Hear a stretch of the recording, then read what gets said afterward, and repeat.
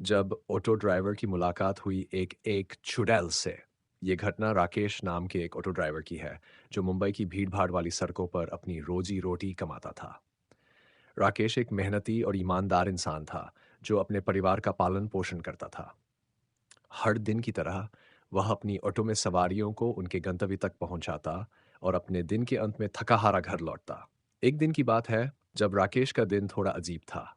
उस दिन शाम को बारिश हो रही थी और यातायात बहुत कम था।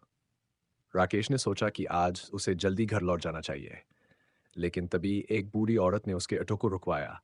बूढ़ी औरत के बाल सफ़ेद थे और वह सफ़ेद साड़ी पहनी हुई थी। उसकी आंखों में एक अजीब चमक थी जो राकेश को कुछ अजीब लगी। राकेश ने पूछा, "आपको कहाँ जाना है माता जी?" बूढ़ी औरत ने धीरे से जवाब दिया, "बेटा, मुझे पास के गांव जाना है। क्या तुम मुझे वहां ले चलोगे?" राकेश ने सोचा कि गांव बहुत दूर नहीं है और वह उसे छोड़कर जल्दी वापस लौट आएगा। उसने हामी भर दी और बूढ़ी औरत को अपने ऑटो में बैठा लिया।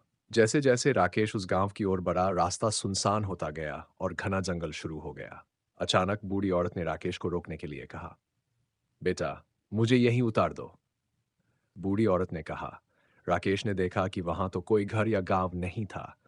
उसे अजीब लगा, लेकिन उसने कोई सवाल नहीं किया और बूढ़ी औरत को उतार दिया। जैसे ही बूढ़ी औरत उतरी, उसने राकेश को कुछ पैसे दिए और धन्यवाद कहा। राकेश ने पैसे लेकर वापस मुड़ने का सोचा, लेकिन तभी उसे लगा कि उसके ऑटो में कुछ अजीब सी गंध आ रही है। राकेश ने पीछे मुड़कर देखा तो उसे वहां कोई नहीं दिखा। वह घबरा गया और तेजी से ऑटो चलाने लगा।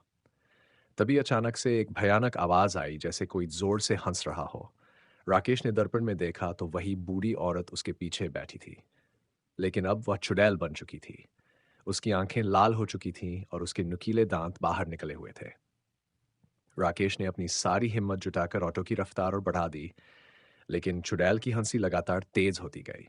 वह चिल्लाते हुए बोली, "तुम मुझसे नहीं बच सकते।" राकेश ने भगवान का नाम लिया और ऑटो की रफ्तार और तेज कर दी। किसी तरह उसने अपने गांव पहुंचकर ऑटो रोका और दौड़ते हुए अपने घर में घुस गया। उसने घर के दरवाजे को बंद किया और हाँफते अपने परिवार को सारी घटना बताई। उसके परिवार वालों ने उसे शांत कराया और भगवान का निवाद किया कि राकेश सुरक्षित वापस आ गया। रात भर राकेश को नींद नहीं आई।